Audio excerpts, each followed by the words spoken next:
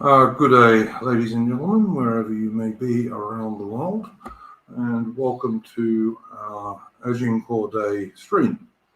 As always, just to give people a bit of chance to get in, etc., I'll start off with a little piece of music.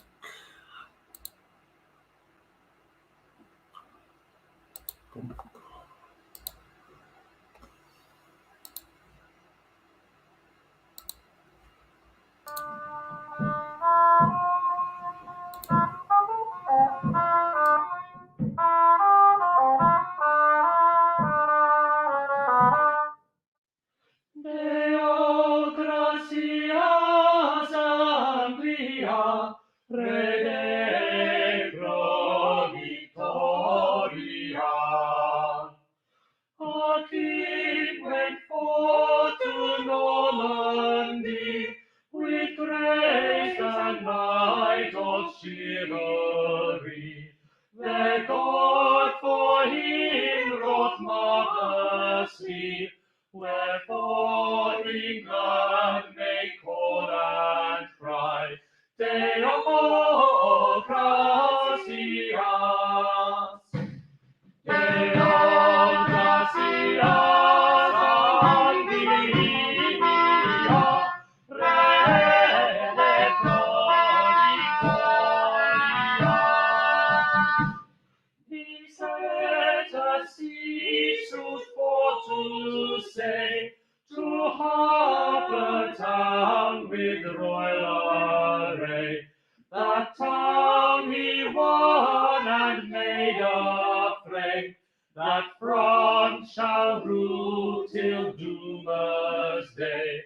Deo gratias.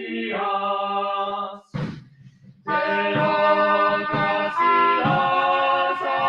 amplia, Rede pro victoria. Then went our King with all his host through France to all the French coast. He spread no dread of least nor most, till he come to Agincourt coast. Deo gratias. Deo gratias amplia,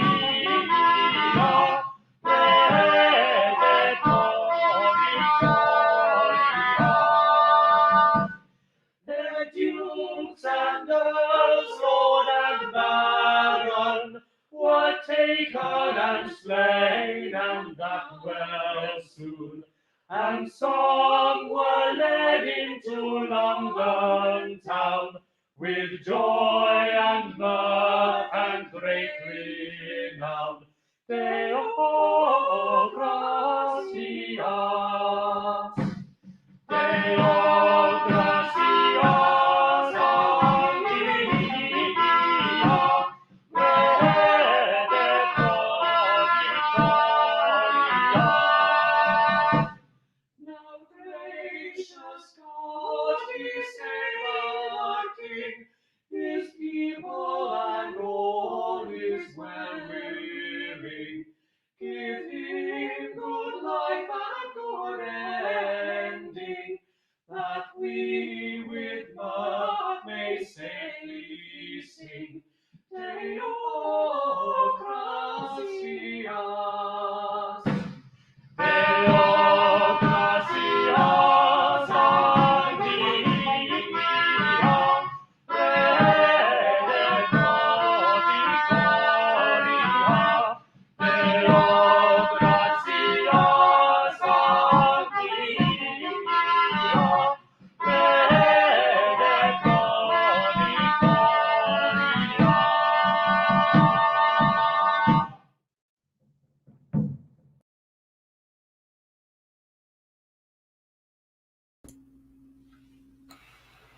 Okay, that was the Agincourt Carol in one of the many versions that you can find it in, and we'll be playing another one to finish us up later on. I'd like to welcome my guest, Rupert August. How are you going, Rupert? Hello, I'm doing very well. Okay, I was just saying to Rupert before we started, about 2 years ago, I actually did a 12-hour stream on Agincourt, and I can assure everyone in the audience that this will not be a 12-hour stream. It'll probably be between an hour and 2 hours at most. Okay, so let's talk about the Agincourt battle. Did you have anything, Rupert, you wanted to talk about in terms of the political side of things?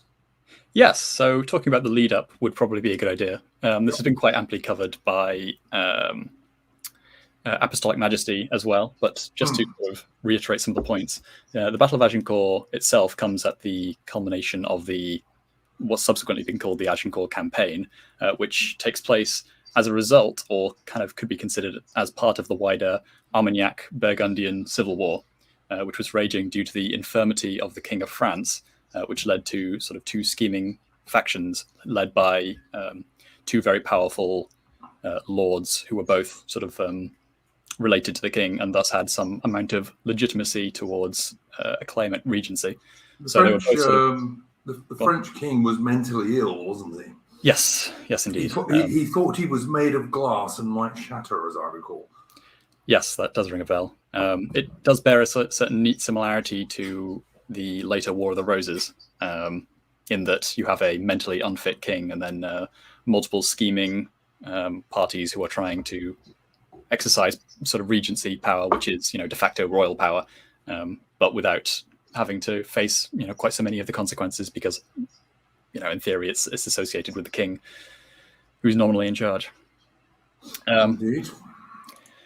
So what that meant was that there was a combination Cold War, hot war, with multiple sort of war bands fighting in various parts. There were multiple revolts and riots in Paris itself, sponsored by predominantly the Burgundian faction, because especially early on, they were the ones out of power trying to get in power, because the Armagnac faction were the ones who were more sort of in the position of advising the king, as was. And to do so, the Burgundians managed to enlist a lot of aid or support from urbanites and sort of merchants and such by making various sort of demagogic promises. This is a theme that will resonate through the ages, but here it wasn't quite so successful ultimately, but certainly early on they were able to destabilize France by assassinating the original regent, quite openly in fact, who was the brother of the king, Louis of Orleans. And in the sort of wake of that, during all of the chaos that was created, England decided to step in and sort of make their demands of the who was it, the hand of, I think it may have been the king's sister, but when that was rejected by France, that was seen as the pretext to go to war, even though by that point, in order to try and keep the peace, the English had already been sort of paid off to some extent by the Armagnac faction, and to a slightly lesser extent the Burgundian faction, who were both trying to court in England's neutrality, if not necessarily their support initially. Yeah, I mean, it's important for modern day people to realise that England had some possessions in France prior to the battle. They were nowhere near as large as they had been at one stage earlier in the 100 Years' War. Which was really not one war. It was, I mean, yeah, okay, it was, but it kind of wasn't, because there were long periods when there was peace and there was not a great deal of fighting. But following Henry V's father's usurpation of the British throne, Henry V himself decided he was going to revive the English claims to France. I think that would be a fair way of putting it, Rupert.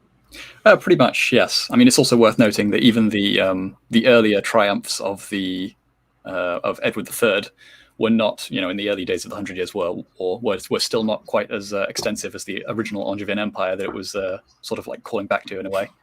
But No.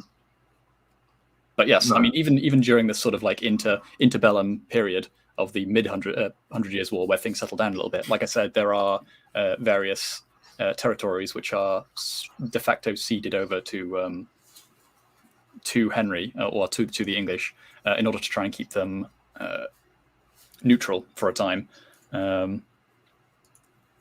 So it's sort of areas in between, like north of Gain, or however you pronounce that, down in the southwest, sort of in between the areas in between that and Normandy. Some of those sorts of areas were being handed over. Perigord was one. I'm struggling to find a list now, but yes, those kinds of areas, and so it was kind of like striking them while they're down, and then continuing to make more demands and trying to make a claim for that, or at least revive the idea of that original claim that was first being fought for in the very early days before it had been settled by a treaty sort of during the midpoint to get that truce. Yeah, and spoiler alert, had Henry V lived, he would have succeeded, I think, and probably become King of France. I don't think as well as England. Wasn't that his idea, that he was going to become King of France? Well, didn't he become the heir? It was his son that became the heir to both. Yeah, absolutely. Sorry, I beg your pardon. Yeah, and had he lived, because the man was just such a military genius, I think there's a damn good chance that would have happened. I mean, I'm not saying it would have stuck for very long, but I think it would have happened, certainly. Well, frankly, even some of the men who were of the next generation of military commanders, a lot of them were quite competent. So with a more competent Henry VI, then who knows what could have been solidified. Yeah, definitely so. All right, well, I'm going to put up a little map for us at the moment so that we can have a look at the actual the Agincourt campaign rather than the battle itself to start with. We'll find the right map. Here we go. Let's go. And of course, with all of that background having been laid out in the context of the Civil War, it does have some fairly significant consequences for how the rest of that Civil War plays out. So we'll get back to that after talking about the battle itself or the campaign. Oh yeah, itself. Definitely. I think it's this one I want, isn't it?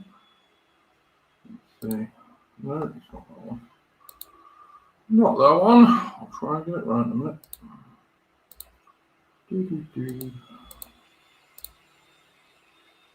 Sorry, I've got so many tabs open here, guys. It's there we go. That's the one I wanted. And if people in the chat enlarge your screen, you'll be able to see it a bit more clearly. And this shows the Henry V and the English army's approximate route during the whole of the Agincourt campaign. His initial aim was to take the important French coastal town of Harfleur. But if you look at the dates on there, it took him rather longer to do it than he had initially anticipated. I mean, they captured it for sure, but it took longer than they thought. And the English army also took quite a lot of casualties, and a lot of those casualties, as was often the case back then, were actually due to sickness and disease rather than enemy action. I don't know if you've got anything to add to that one, Ruben. Well, yeah, so sieges at this point are about as deadly for the besiegers as the besiegees, as it were, because the idea of keeping men in that close proximity in one place for such a long time creates all sorts of sort of health hazards, and so you do tend to see disease causing havoc in long, prolonged sieges. Yeah, and I mean, there's a couple of other things I'd like to bring out just on the general note. First of all, Henry V's army was a very professional army. It wasn't a feudal host in the traditional sense of the word at all. Like even the archers in his army, and actually sometimes calling them archers is a bit of a misnomer since they were much more general purpose troops than that, in fact. But in order to join Henry V's army as an English archer or a Welsh archer, because there were quite a lot of Welshmen involved in it as well, you actually had to be quite well equipped. You had to have, obviously, your bow and what have you, and prove you could use it. But you also had to have at least a helmet, you had to have a sword, and you had to have a buckler, which is a small shield. And that was like just bare minimum. And many of these chaps were actually much better equipped than that. There were people who would have had some sort of body armor, sometimes leg armor, even sometimes arm armor was used, although you couldn't use full arm armor in terms of being a longbowman. They were big, powerful guys.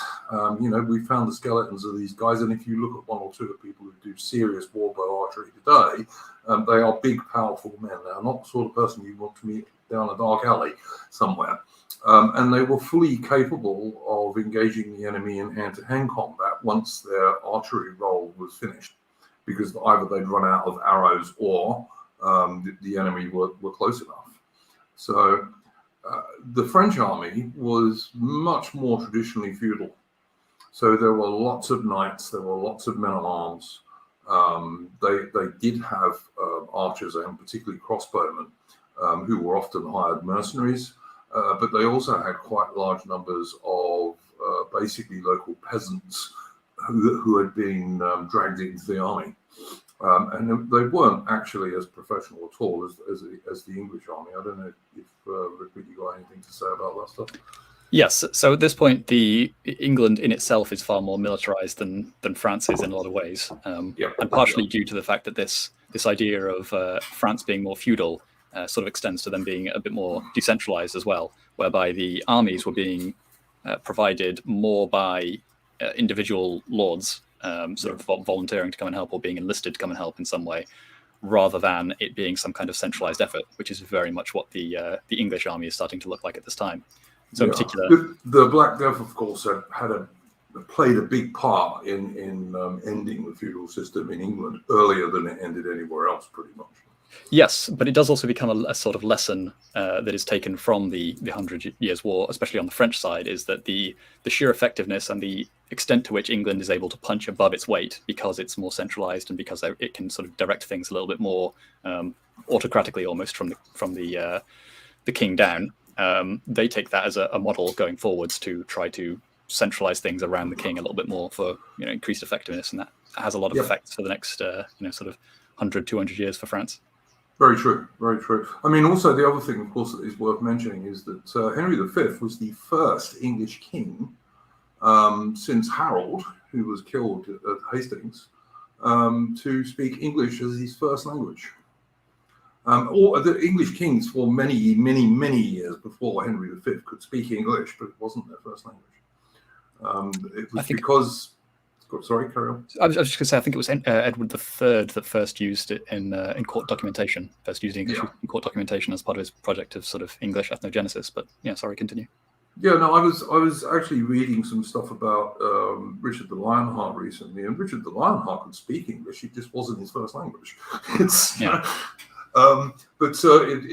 Henry V was the first English king since Harold who had English as his first language. And of course, Henry V could also speak French and what have you, but because he was an educated man. But because he came from a noble family rather than the royal family, the English nobles had adopted English as their first language a long time before the king did. Which makes sense when you think that most of the people they're going to be speaking to are going to be Englishmen. Yes. Well, it is also part of this whole ongoing project of getting a more loyal sort of, I guess you could call it a primitive form of nationalism in order to try to get them to be a more effective fighting force against France and be a more distinct fighting force against France, rather than relying on noblemen that are essentially French fighting other Frenchmen. That creates all sorts of problems. Hang on, we got a thing from the chat here. Mitch, didn't Henry V make it compulsory for all Englishmen to know how to use a longbow? And given the strength required to use one, they do well enough using swords and bills, etc. Well, it wasn't Henry V. It had been a regulation in England that all Englishmen had to practice archery on Sundays, I believe. In fact, on Sundays, it was the only thing you were allowed to do apart from going to church. And I think that had been around for hundreds of years by that stage. Would you agree with that, Rupert? I would go slightly further. I believe it was also legally mandated for all free men to own a sword as well. No, I didn't know that, but yeah, fair enough. I know that in order to be an archer in Henry's army, you certainly needed a sword. And the Wallace collection in London has an interesting sword, which was actually, I can't remember where they found it now, but the people who run the Wallace collection, the military historians there, believe it was the sort of sword that an English archer might carry. And it's quite interesting because it's basically an S-stock, which for anyone who doesn't know is really a sword that's not designed to be used on the edge at all. It's designed purely for thrusting, and in particular for thrusting in between the joints of armor and this kind of stuff. And there's quite an interesting documentary that you can find on YouTube with Dr. Toby Capel, who's a big expert on English armour, particularly, and he thinks that that sword is the kind of sword that an English archer might well have carried in the Agincourt campaign.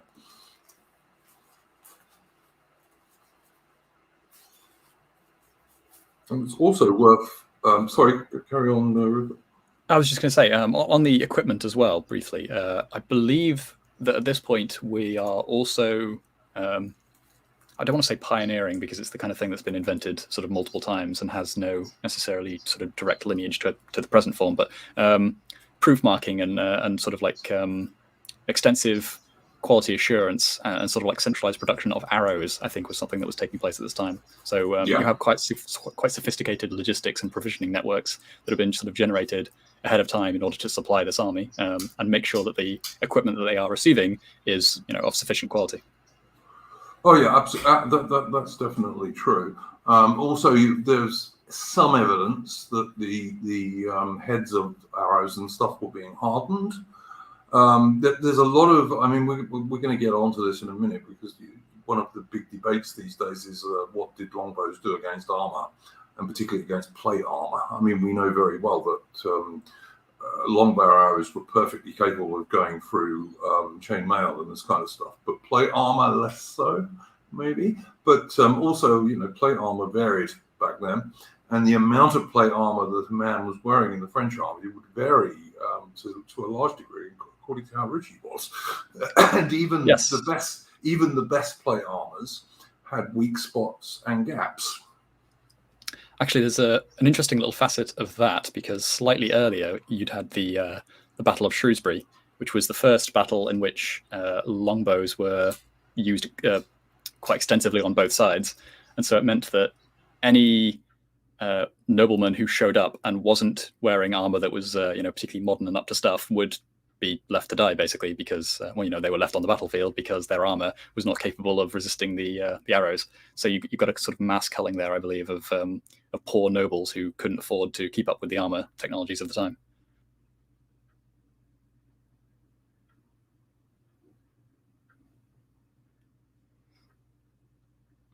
So I don't know how much of that would have sort of carried on, or how much of that,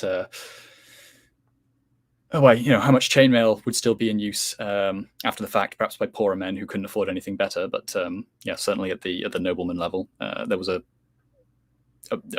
pretty significant upgrade in the average of armor that was available at the time. That's very true. I mean, Henry V himself was shot in the face, I do believe. Yes, I wouldn't be surprised. I think he was leading. He was either leading one of the flanks or the vanguard in the Battle of Shrewsbury, I believe. Yeah, and he raised his visor and got shot in the face by an arrow. And it was only because he was a rich chap and obviously could afford the best kind of medical treatment that was available at the time that it didn't kill him. Had he been a poorer guy, that probably would have killed him. Yeah. So anyway, Henry V and his army take Harfleur. He started off, again, there's some argument about numbers around the Battle of Agincourt, so I'm going to give the ones that seem to be what most people believe and the ones that I find most likely. He had something over 10,000 soldiers when he besieged Harfleur. But some people say as many as 12,000. I don't know if it was that large, but he certainly had around 10,000 soldiers. But he lost quite a lot of guys, as we said, from illness and disease, mainly, rather than the French, by the time he'd captured the town. And these guys, contrary to what you will sometimes see, were not mostly with his army when he went on the march that led to the Battle of Agincourt. These guys were sent by sea back across to England for the most part, or were left at Harfleur, where they could be treated there. There was no need to take them on the march. Now, because it took longer for Henry to capture Harfleur than he had initially intended, instead of launching a campaign towards Paris, which apparently was his original idea, he decided that he was going to march across country to the English possession of Calais. And if you look at the map, you can see that he was actually really marching on more or less the most direct route to get to Calais. But the French army blocked him, so that when he was trying to get across the river there, he wasn't able to do so, and he was then forced to detour eastwards. Eastwards, I suppose you'd say, along the river to find another crossing point. And he eventually managed to do that. By this time, he has really more than one French army trying to chase him, and they're all larger than his army. Henry's army, by the time he got to Agincourt, you will hear figures banded around between 5,000 and 7,000. 5,000 and 8,000, I think is about the highest I've seen. I find 8,000 to be extremely unlikely. It was probably about between 6,000 and 7,000 is my own guess. But that would have included everybody. So it would have included squires and various servants and this kind of stuff, as well as the actual fighting men. And the same would apply when you come to the French forces, of course. What tends to happen with modern historians, for reasons best known to themselves, is they like to reduce anything that was done historically as much as possible. So that most historians, if you read them these days, will try and make the French army as small as they possibly can and the English army as large as they possibly can. But I could possibly argue that is because so many historians these days are left-wingers, and I would argue that myself. I think the English army was probably between 6,000 and 7,000 men, roughly. The French forces, who Henry eventually ends up facing off against at Agincourt, were at least 20,000 strong. Now, yes, that included some servants and people like that, but the army was still getting on for 3 times the size of the English army. I think that is like, you can't argue that the disparity was any less than that, in my opinion. I don't know what you would think to that one, Rupert. Well, yes, just a quick point on the on why they would want to reduce the sort of disparity to try and make it look as reasonable as possible. It probably has something to do, I would have thought, with the legacy of Clausewitzian sort of line of thinking, which just says that 9 times out of 10 the army that's bigger will win. So carrying that logic, whoever has the most firepower usually will win. So trying to make that seem sort of as reasonable as possible, and trying to make it so that there aren't any sort of great heroics where just one extraordinary commander is able to completely turn the tide. But that's speculation.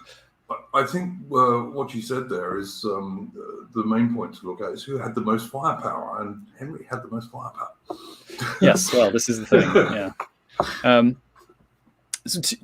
One other thing that's worth bearing in mind. So you did specifically say that there are multiple armies that are sort of in pursuit, but the other thing that happens by the time of Agincourt, so specifically why they are forced to have the Battle of Agincourt when they do, and where they do as well, particularly, is that they had been by that point completely boxed in. So they had an army ahead of them that they couldn't feasibly break through without being, without having the army that was pursuing them catch up, and obviously they couldn't head anywhere else because they were flanked by unfavorable terrain on each side. So they were sort of trapped in a corridor, and they had to just sort of weather whatever was thrown at them, and that's how you get the situation as it was.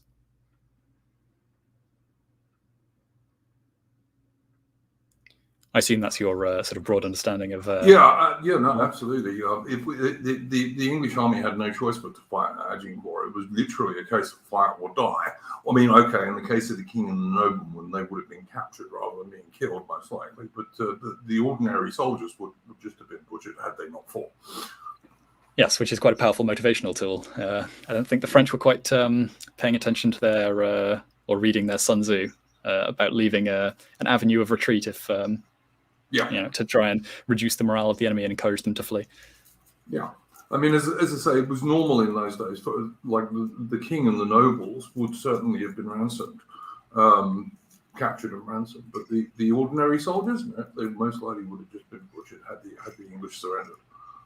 Well, as you said as well, the legitimacy of Henry V by that time is on the line, because he's a new king and he's the heir to a usurper, and he's even got commanders in his own force that theoretically have a better claim to the English throne than he does. So he's probably not going to survive that battle. If if he loses it, he's probably going to be dethroned and usurped by someone else who has a better claim. Yeah. So it is sort of all on the line for him as well. Max Ernest in the chat is saying he saw a documentary on how they removed the arrow. I think he's talking about the arrow that hit Henry V in the face at Shrewsbury. And a smith had to make a special extraction tool to remove it. And then they used honey on the wound, which of course is antiseptic. Yeah. So absolutely right. Mitch in the chat is saying crossbows were more accurate but slower rate of fire. I'm not sure if they were really more accurate, but they certainly had a slower rate of fire. And they were used against the French knight alongside stakes and good old mud. I see what he's saying. Yeah, and they did indeed. If they could, they would put up some sort of defences for the English longbowmen, because the only risk to them really was if they could be attacked by cavalry. And as we will see when we come on to speak about the battle in a minute, that indeed was what the French planned to do. One of the things that is very important to realise about the Battle of Agincourt is that unlike previous battles in the 100 Years' War, the English basically always fought on foot for the most part. In fact, English armour was actually optimised for fighting on foot rather than on horseback. You could fight on horseback in it, but it was optimised to fight on foot. And the whole English army had always fought on foot, pretty much. Whereas the French generally fought as mounted knights, knights in armour, the thing we all think of from Shakespeare movies and all this kind of stuff. But the Battle of Crécy and the Battle of Poitiers had pretty much shown the French that you could not attack an English army with mounted cavalry, because the horses would just get shot to pieces by the longbowmen. And it's very difficult to effectively armour a horse, and also extremely expensive. I don't know if you've got anything to add to that one, Ruben. Yeah, I mean, it does seem as though the archers were basically encouraged to use whatever methods they could to sort of keep themselves safe, which include things like stakes to protect themselves, and also they had the advantage in that case, and in the case of all of the other major battles, of fighting in advantageous terrain, which obviously makes quite a bit of difference as well when you're on the defence. Yes, indeed it does. And on that note, I'm going to change our screen illustration. This one.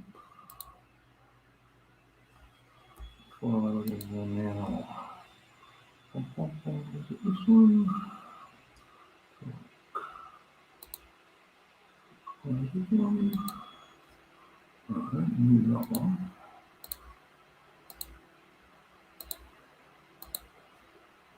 I take this one first. That is.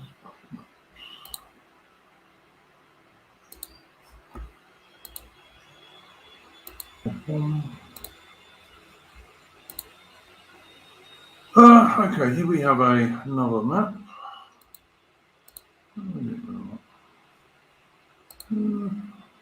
All right, guys, if you want to look at this map properly, you're going to need to make your screen larger, make it full screen. And the reason I'm putting this one up first is another thing which is often not realised at Agincourt is that Henry V actually advanced on the French.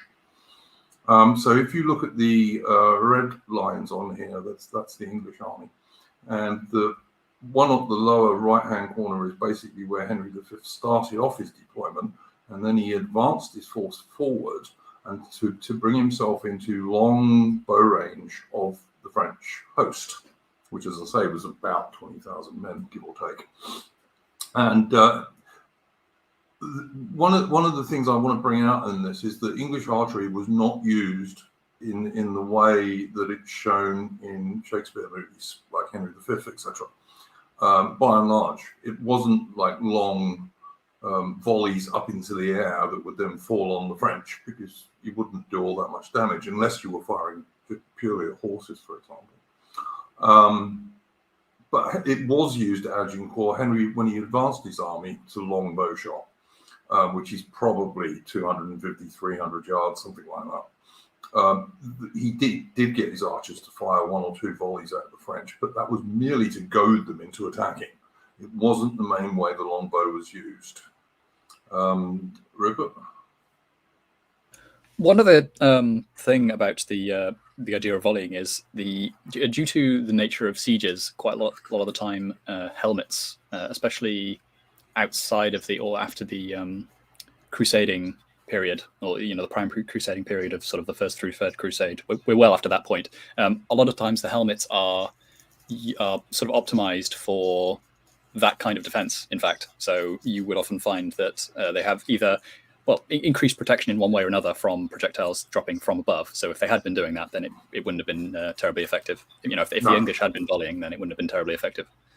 Yeah, it was, as I say, Henry V advanced his army, and he did so merely to goad the French into attacking him, which succeeded, obviously. So we'll move on to the next map now, which is a bit of a clearer map of the actual Battle of Agincourt itself. Although, as we were briefly talking about just earlier, it does have a certain sort of fear factor and an intimidation factor, and it sort of potentially has a tilting effect as well if you're firing volleys at the enemy. Nobody likes to stand there and get pelted while not being able to do anything back, so that may have been a factor. The early stages of the battle, at least. Absolutely, and of course, the other thing is that it would do damage to horses, for sure. And it's very difficult to armor a horse effectively against arrows, and even when you try to do so, you can only really do the front of the horse. So if you are using that kind of dropping fire, then you could very easily hit the horse in the haunches or what have you. Now this is a better map of the actual battle itself, and again the red markings are the English. You can see that the English army was divided into what were called battles, 3 battles, which were basically 3 sections. And you had Henry V and Camoys and York commanding each of those 3 battles. And those guys would have been knights and men-at-arms. So they're guys in armor. And most of them would have been armed with something called a poleaxe, which is it's basically an axe on a shaft, which is about as tall as a man. And it has an axe blade on one side and a hammer or a spike on the other, and also has a spear tip. And it's a very effective weapon for fighting against other men in armor. Some of the English men-at-arms would have had things like halberds and what have you, which are a slightly longer version of that, which was more suitable for blokes who were not totally fully armored to use. Quite fond of bill hooks as well. Yeah, bill hooks, halberds, all that kind of stuff. They're quite similar weapons. They're all shafted weapons with big heads on the end, with a combination of axe blades, spikes, and hooks. It's the best way to describe it.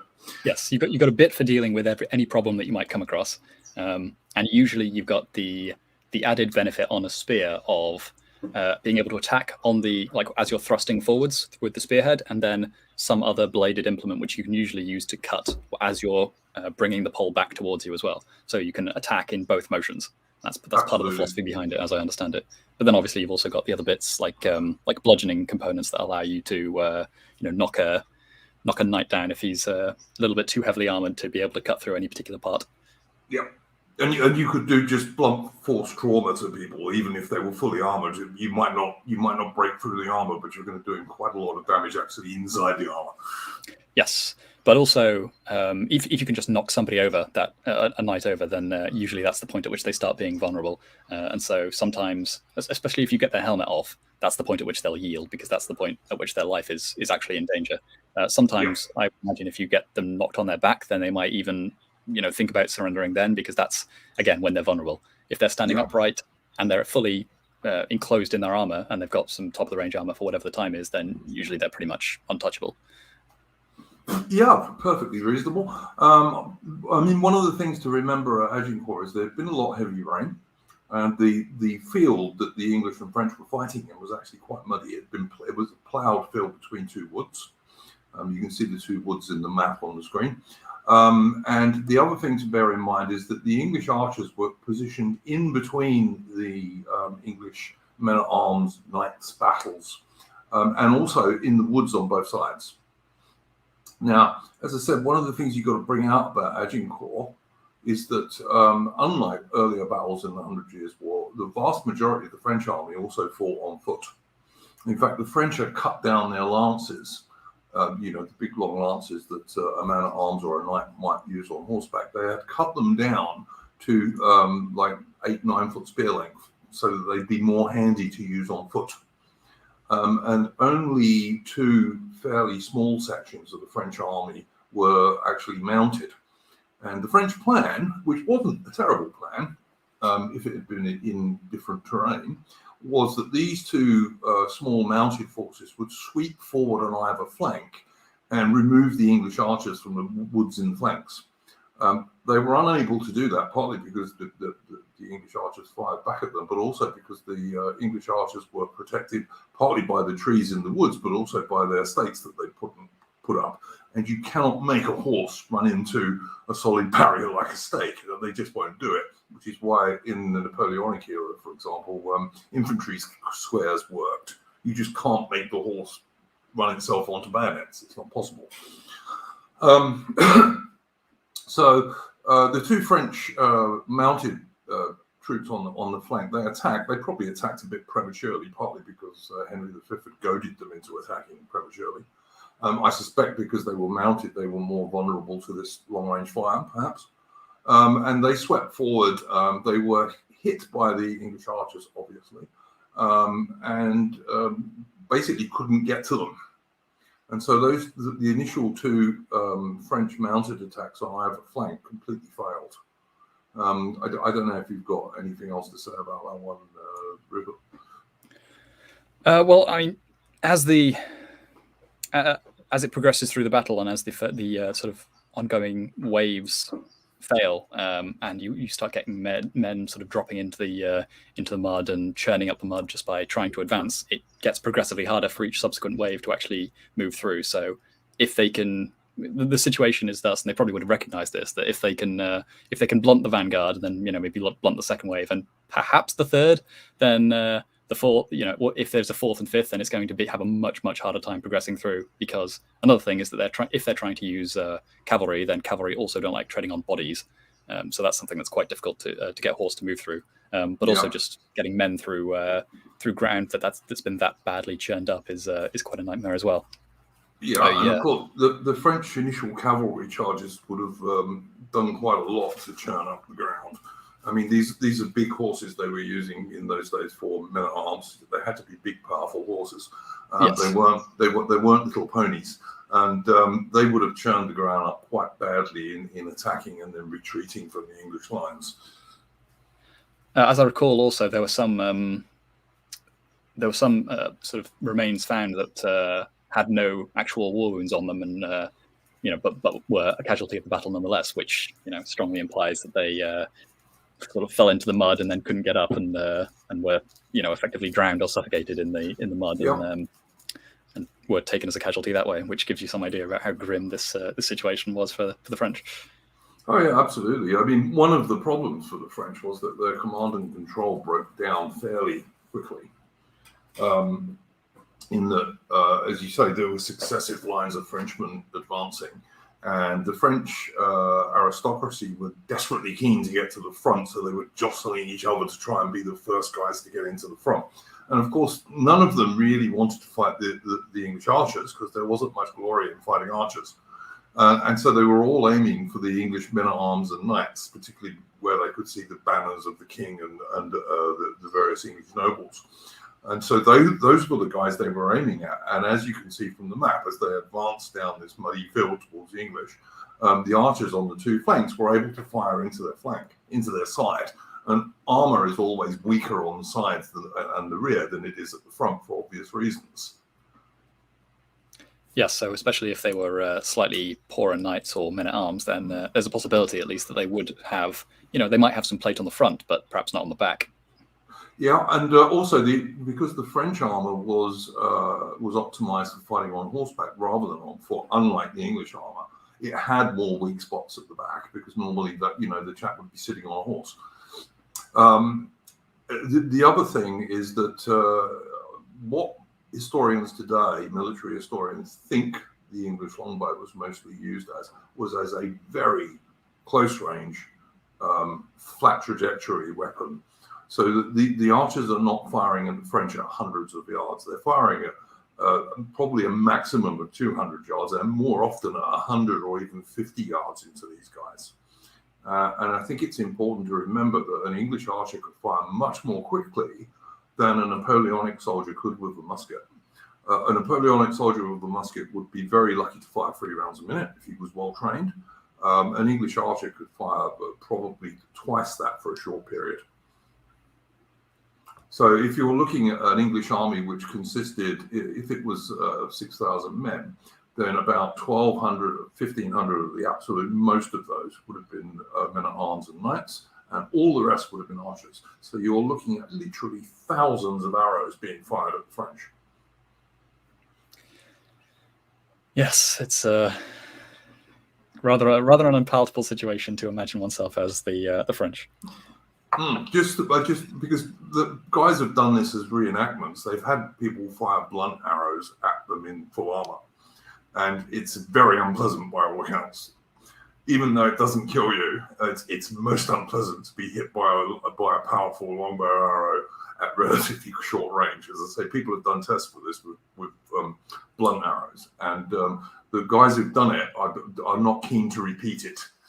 So and then you've got the fact that the arrows often splintered, so you've got shrapnel flying around. You've got arrowheads which would have come off sometimes, also flying around. You are going to have some weak points in the armor.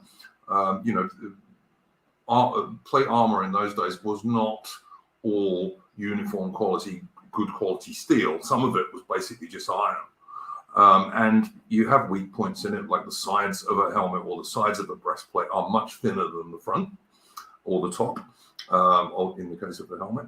You've got joints in the armor which are generally only protected by chain mail, and chain mail is really not much protection against an English longbow arrow.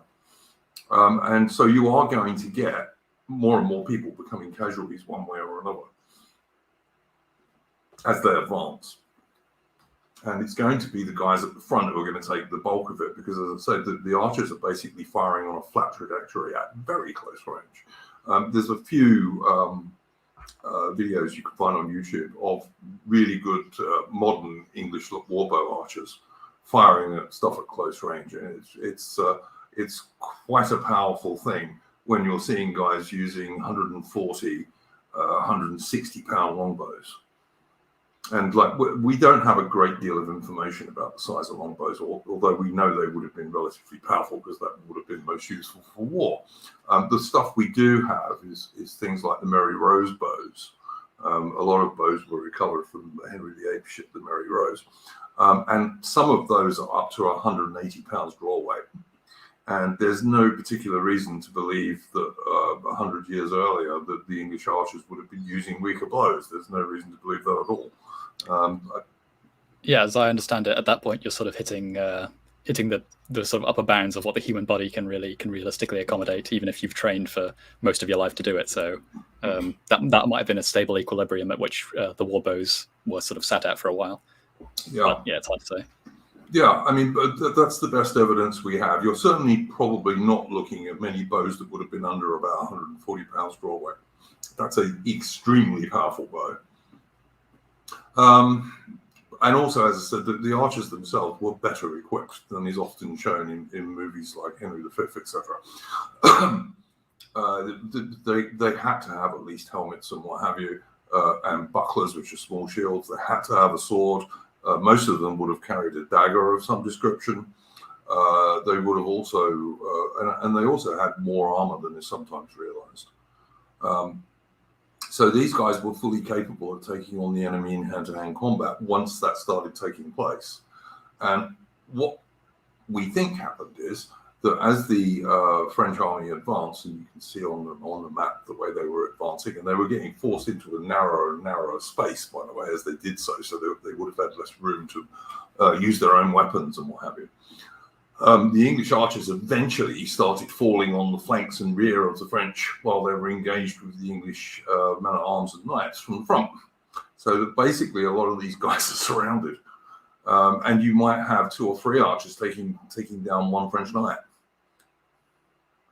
And these guys were trained to do that and fully able to do so. I think the French were in an extremely unenviable position, quite honestly. Yes, indeed. What with all the the geographical problems and the ground problems, the environmental problems, and then the tactical situation they put themselves in. Yeah.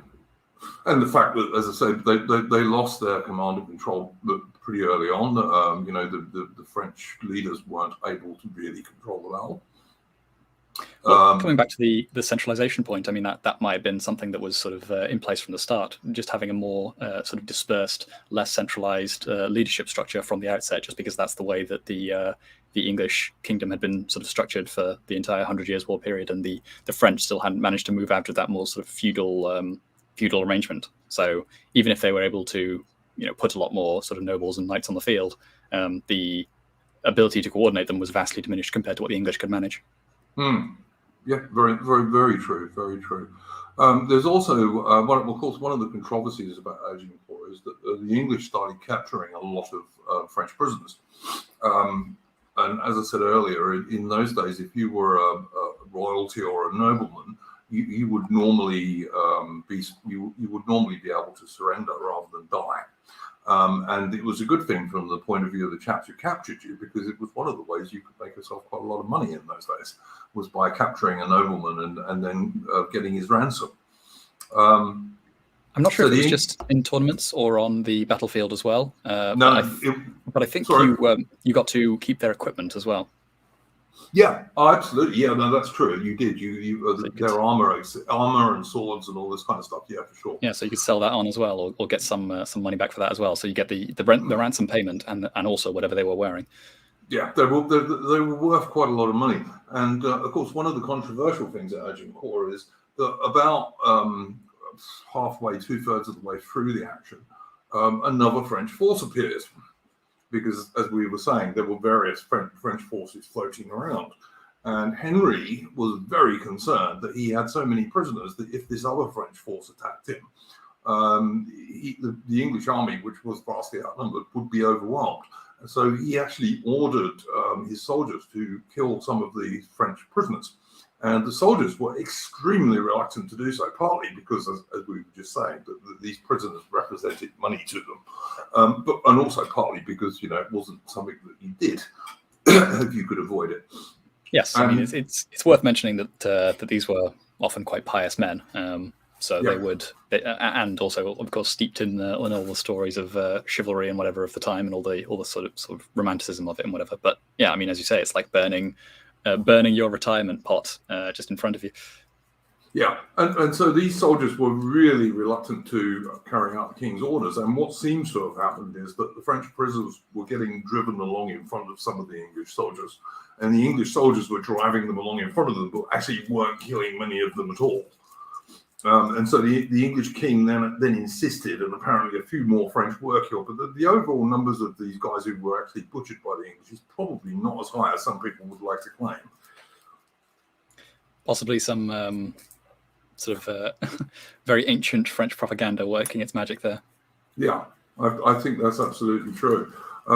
So yes, this happened. Yes, the king ordered it, but it wasn't an enormous massacre at all, because the English soldiers wouldn't do it for two reasons, as we said. Partly because they were pious religious men who believed in this chivalry and all that kind of stuff, but also because these prisoners represented hard cash, so they had two good reasons not to do so. And in fact, they generally didn't kill that many of them. So basically, the battle carried on in this way. The second French force, by the way, failed to actually do anything. It didn't actually attack. So the king eventually called off this idea of killing the prisoners anyway. And at the end of the battle, the English army had suffered a few hundred casualties, and you can't really say the French nobility had been wiped out, but a huge chunk of the French nobility had been killed or captured. Ruben? Yes, I mean, there's another dimension to this, which is that the force that had actually been fighting and doing most of the dying in this case had been of the aforementioned Armagnac faction in the Armagnac-Burgundian War. So it left Burgundy, although Burgundy did take some casualties, and I think some noblemen that were associated with the House of Burgundy did die as well in the battle. But by and large, the Burgundian force was left quite intact and basically pretty much made the kingmakers. Well, the because Burgundians allied with the English in due course, didn't they? They did later on, because they had an army of their own mobilized, I believe, but they didn't attack immediately, and they didn't commit themselves to anything in particular. They were just sort of shadowing the movements of both armies, trying to see which way the wind blew. And once it blew very decisively in the English in favor of the English, then they started making their preparations to become the kingmakers proper, and they accompanied the English into Paris and helped to mediate the eventual resolution of the treaty a little bit later on, when the English come back for a second expedition. Sorry, I was just finding something online. Henry V basically he pretty much, forgive me. Henry V basically succeeded in all his aims with the Battle of Agincourt. As Rupert just said, he came back the next year and launched his campaign towards Paris, which was extremely successful. Yep, and he was able to again secure this alliance with Burgundy for the time being, and between them, they were able to exert their influence over, essentially usurp the kingdom itself, more or less, with the exception of a few holdouts that corresponded to pretty much the lands of the Armagnac faction down in the south. There we go. Mission in the chat. They lost their constable, marshal, admiral, 3 dukes, 9 counts, 9 major bailiffs, 3,059 knights plus squires, master of crossbowmen, and his 3 sons, as well as 11 noble families wiped out, and 2,600 commoners. That's a lot of casualties. It is quite a lot, yes. One thing I do wonder about with things like this is the effect that it had on land ownership. Because when a noble family gets wiped out, then I believe the land defaults to the crown. And obviously, it's all well and good saying, "Oh yes, the French took the lesson that they need to centralize more from the war, because like the English had." But how much of that is just down to the circumstances that they found themselves in, having come into a lot more land, basically due to inheritances resulting from the loss of all those families. Yep. Just to answer Hound of Ulster in the chat, I'm going to be pissed that you're talking about the Irish again on an English history stream. I don't care what you talk about in the chat, guys. I do that myself in chat, so you talk amongst yourselves by all means. But yeah, no, you're totally correct there, Rupert. And of course, to follow on with the political side of this, where all of this falls down is Henry V dies, possibly from dysentery, I believe. At a very young age, and then of course the Wars of the Roses break out, and yes, well, slightly before that, the eventual settlement that they get to is, or that is mediated, is that Henry will marry the daughter of the current king of France, whose name eludes me, and it is agreed that the kingdom of France will pass to, and also the kingdom of England will pass to the son of Henry V, or the children of that union, basically. Yeah. Which it very much does quickly yield a son who is the later Henry VI. But and so at that point everything is looking quite good. Henry V is in a good position to just trying to stabilize the situation in France, or helping to do that. And he's got his son lined up. He's achieved all of his war aims, and Burgundy is still an ally for the time being. And then he dies, as you say, and that puts his son, who is still in his minority, in charge of both kingdoms, ostensibly. But obviously, real power is being exercised by various nobles. And then all of a sudden, the Kingdom of England is then in much the same situation that the Armagnac Burgundian Armagnacs and the Burgundians were in not too long earlier between the houses of Lancaster and the houses of York, who are again both houses with blood ties to the the king, and thus are able to make legitimate claims at regency and power, and they have a lot of money to throw around and all of that kind of thing. And so it all dissolves, and the Burgundians eventually go their own way after a separate treaty that they arrange for themselves, which secures them privileged status essentially. It was the Burgundians, wasn't it, who actually burnt Joan of Arc? It wasn't the English. They passed her on to us, I believe, and we burned her.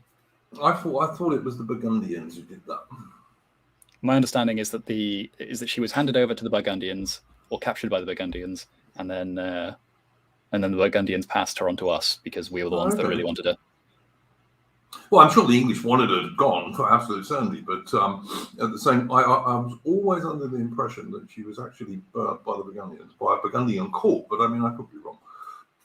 And it's the end of the 100 Years' War is not something that I pay a huge amount of attention to, because it's not very good from England's point of view. Because England was more interested in fighting amongst ourselves and Englishmen killing Englishmen than we were in killing Frenchmen by that stage, which I think is always a mistake. Yes, I mean there are some bright spots. There's the John Talbot of his exploits leading up to the Battle of Castillon. Oh yeah, Talbot was an excellent soldier. Yes, absolutely. And I believe there was another quite standout commander as well, whose name sort of eludes me, but I was reading about him not too long ago. So there sort of is the potential. Oh well, I mean, of course, there's Richard of York as well, who's quite an exemplary commander himself, but he argues that he would argue that he was never quite given the resources necessary to prosecute the war as he wanted to. And I think the constable who was left in charge of France during the minority of Henry VI, I think he may have been somewhat competent as well. Just again, the issue was into those later stages that there was not really enough money being attributed, nor manpower attributed to the the maintenance of all the realms in France. And so, I mean, Henry VI did do some other sort of quite good, noteworthy things for the kingdom, but it wasn't really the appropriate time for it necessarily. So I think he founded Eton, as I recall, or maybe some other famous educational institution. But that's the kind of thing that he wanted to patronize, but it meant that there was less money available for defending France. Yeah, and you needed to be quite warlike to hold on to your territories in France. So, yes, exactly. Often educational establishments, perhaps. But yeah, and of course, the final piece of England in France was Calais, which was lost under Queen Mary, I think, wasn't it? It was, yes. That was the last holdout. And that had been English for hundreds of years by that time. It was yes. more English, much more English than French when it was captured by the French. Yes, definitely. I think it was towards the end of the first phase, so that would have been still under Edward III, I believe, that it was captured and then stayed in English. It was Calais that Henry V was heading for before the Battle of Agincourt, and yes. where he proceeded after the Battle of Agincourt. And Calais and its surroundings, as I say, had been English for hundreds of years by the time they were captured in the 1500s by the French, at a time of English weakness. So there you go. And once again, the English were fighting amongst themselves under Mary because of the whole Catholic Protestant stuff that was going on. So, yes. So according to just quickly to dust off a dispute from earlier, the ever reliable Wikipedia suggests that it is the English who burnt Joan of Arc. Oh well. I mean, as I say, I'm quite sure that the English wanted her gone anyway, and even if the Burgundians had burned her, it would have been at the English request, I'm sure. Although she was an enemy of the Burgundians as well at that time. And of course, she didn't fight. One of the things people get wrong about Joan of Arc is she wasn't a fighting woman. She was a figurehead. No, but she did don armor, which is, I think, what Yeah, what they she managed wore to try armor. on. She wore armor, but she wasn't a fighting woman. She was merely a figurehead and a kind of mascot for the French troops. And also, the other thing to bring up is that one of the ways that the French overcame the English warboat guys, apart from the fact there just weren't enough English troops in France, which was important, was that the French used more and more handguns and things. Yes, they developed quite a significant artillery train as well under, I think it was Charles VII. Yeah. Lots of guns, but they were also using what would eventually develop into muskets, but early versions, which basically looked like a little cannon on a stick, if you like. They used lots of these, which was how they gradually overcame the English advantage with the warboat. Although, as I say, and as Rupert made very clear earlier, the big English problem was there just weren't enough English soldiers in France. Yes, and never enough money. One of the persistent problems of the French territories that were acquired in the 100 Years' War, right through the entire period, is that they never had enough. Well, again, they never had enough money and enough troops to garrison the area properly, so they would persistently overtax the areas that they captured, which didn't endear them to the local nobility or the burghers or anyone like that. So. The Duke's End in the chat is saying that the court was, but I'm presuming he's talking about the court that tried Joan of Arc, was Burgundian, although it was overseen by the English. That's what I always thought, to be honest. Okay. I thought that the people who were actually, like the people who were rendering the decision were Burgundian. But yeah, of course it was overseen by the English because the English were the dominant part of that alliance. Yes, well, the other thing as well is that a lot of the maps that I'm looking at are emphasizing the idea of a Burgundian/English realm in France at the time, especially in those sort of central northern areas. And so, perhaps there was an ad hoc union that was maintaining the peace. But yeah, it's a minor point anyway. I'll happily concede it. Yeah, as I say, I mean, that was what I had always understood, was that the actual court itself was Burgundian. Although, as I said, I'd never had the slightest doubt that the English wanted her gone for sure. Yes. I would have, if I'd have been in charge of the English, I would have wanted her gone. So, yeah. So I don't know. I think we've probably covered most of the things that I wanted to cover. Is there anything else you wanted to bring up, Rupert? No, I think that's most of it. Just. Yeah, again to reiterate, I mean, the interesting point about this is how the actual army that was taking part in the Battle of Agincourt was one that was predominantly provided by the Armagnac faction of this ongoing civil war, and so that sort of, to me, when I found that out, that quite differently coloured my perception of the situation at the time. And so you were mentioning some of the idea of another army that was coming to potentially reinforce, and some other armies that were sort of outnumbering and spooking the English. Yeah.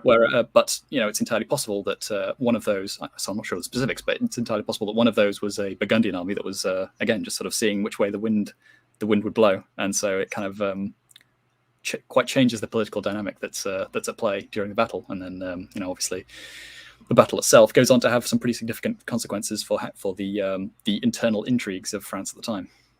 Yeah. I mean, the other thing to bear in mind is that the French had a quite good plan for the battle. They just fought it in the wrong place. Yeah. Henry V picked a very good piece of ground, which is something the English had done consistently in the 100 Years' War. Had the French attacked him somewhere else, they might well have overran him. Yep, very possible. If it had been in a more open area, they might have overran him.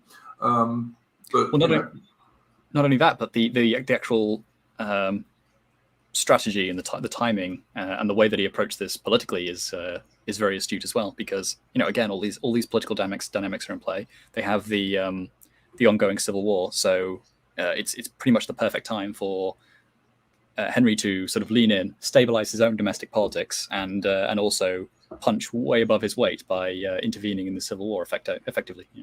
De facto, he's lending his troops to the side of Burgundy in this situation, but in doing so, he's able to secure the throne for himself, more or less. Yeah. So he's punching way above his weight. Excuse me. Yeah, he was an extremely astute, I suppose you'd say, politician, as well as an extremely astute soldier. A very, very talented man. And he wasn't a very old man either. I mean, he was only in his 30s when he died, I believe, wasn't he? Yes, I don't think he ever saw 40. Certainly Yeah. not. I'll just double check that, but.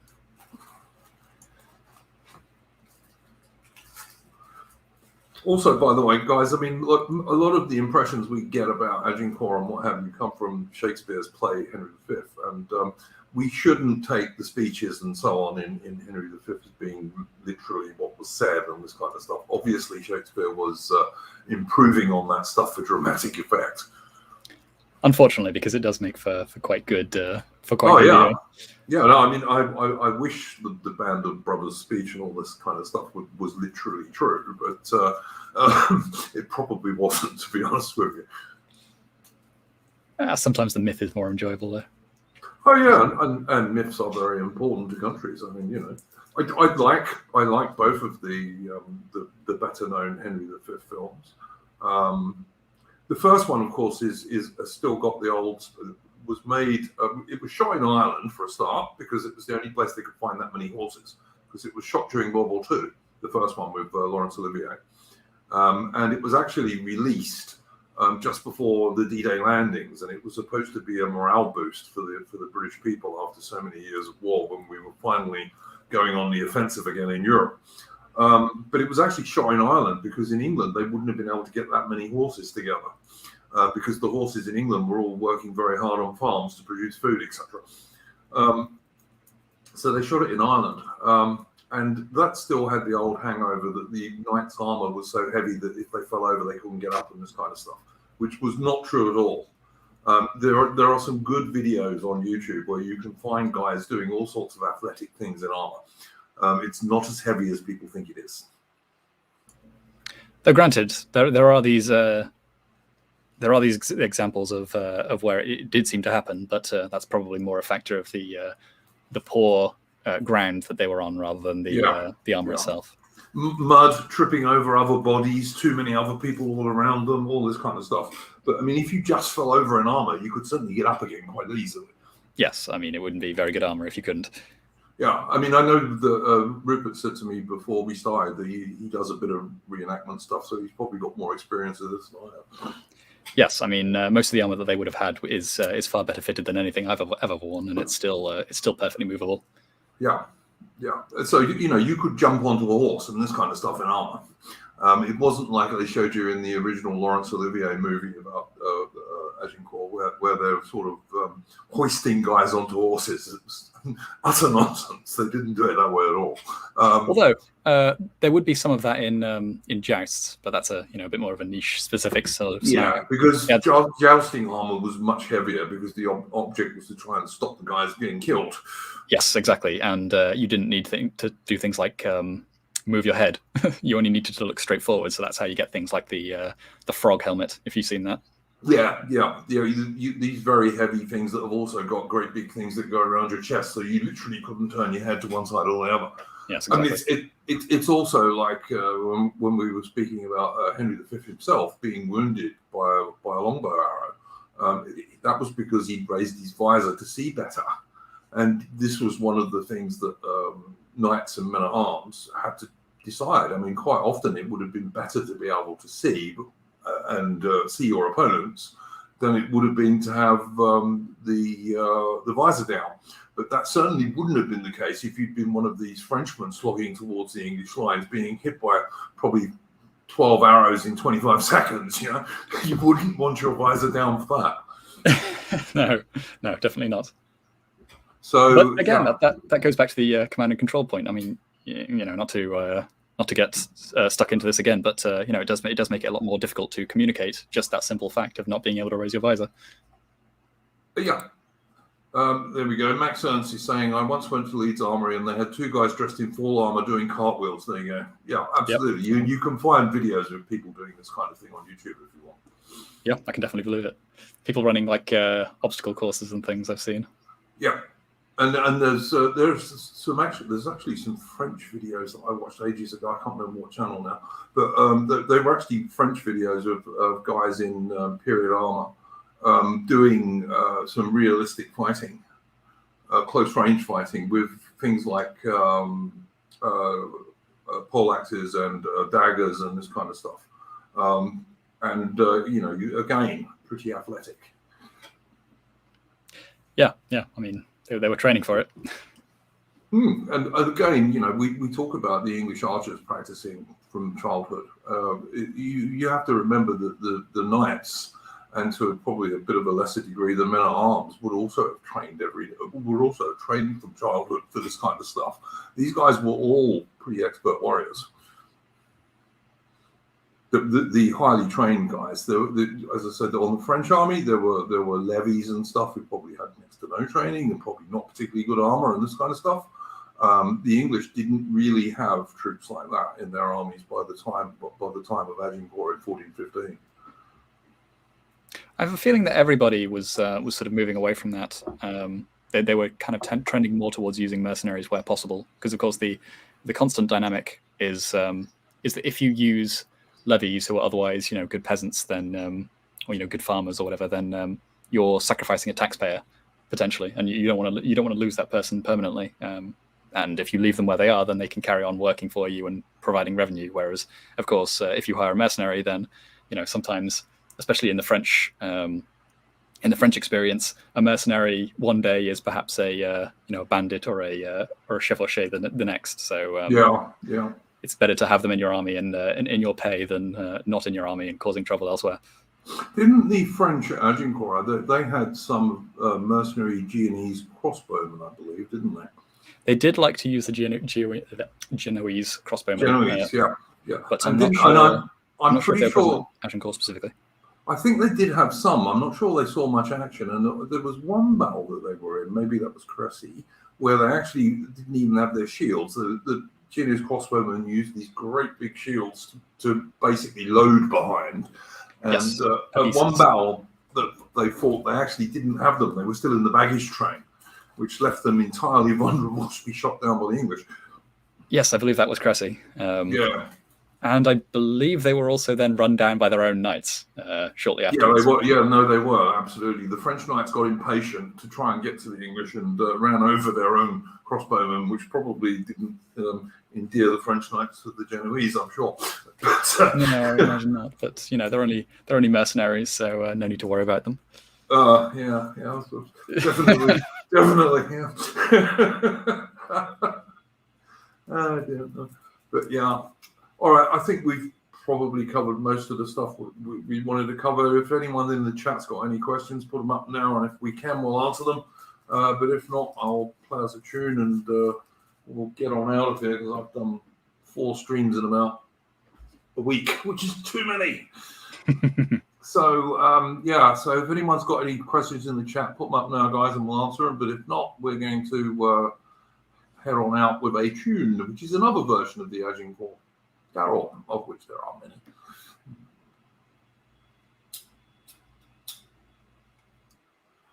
Thank you, by the way, to Rupert for coming on.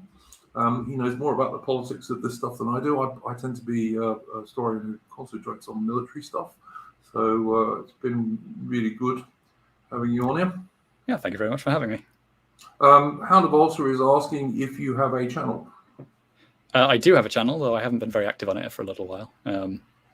Just search Rupert August and you should be able to find me. All right, if you want to put it in the private chat, Rupert, the link, I'll put it up on the chat for people. Sure.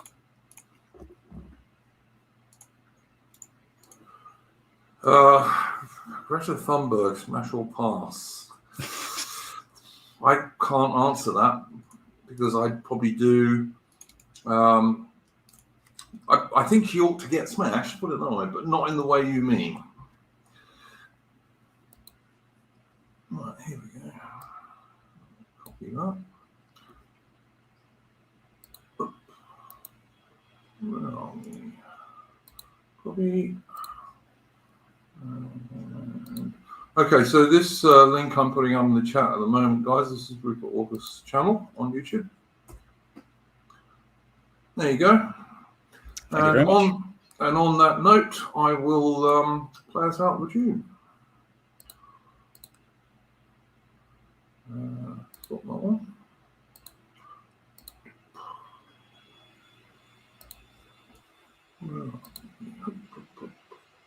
Yeah. Grace and might of chivalry, their God for him wrought marvelously. Wherefore England they call and cry. He set the siege sooth for to save, to Agincourt town with royal array. The town he won and made afraid, that France shall rule until doomsday. Deo gratias, Deo gratias, Anglia, Re de pro victoria.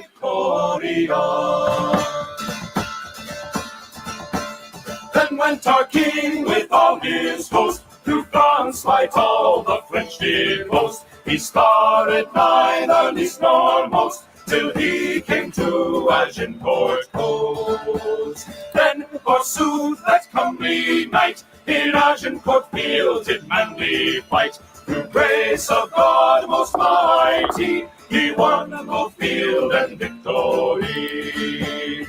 Deo gratias, Deo gratias, Anglia, Re de pro victoria. Then dukes and earls, lord and baron, were taken slain, and that well soon, and some were led into London with joy and mirth and great renown.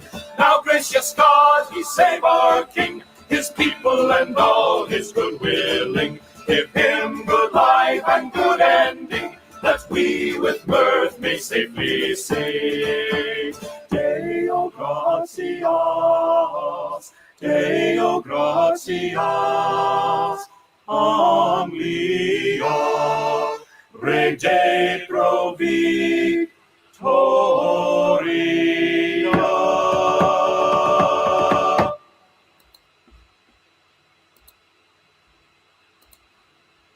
Okay, so there we go. That's another version of the Agincourt Carol. Thanks again to Rupert August for joining me. We will be back on Saturday for our regular Splendid Isolation stream, Saturday evening UK time. Please don't forget to like the stream and subscribe to the channel, and we'll see you next time, ladies and gents. Go well. Good night all.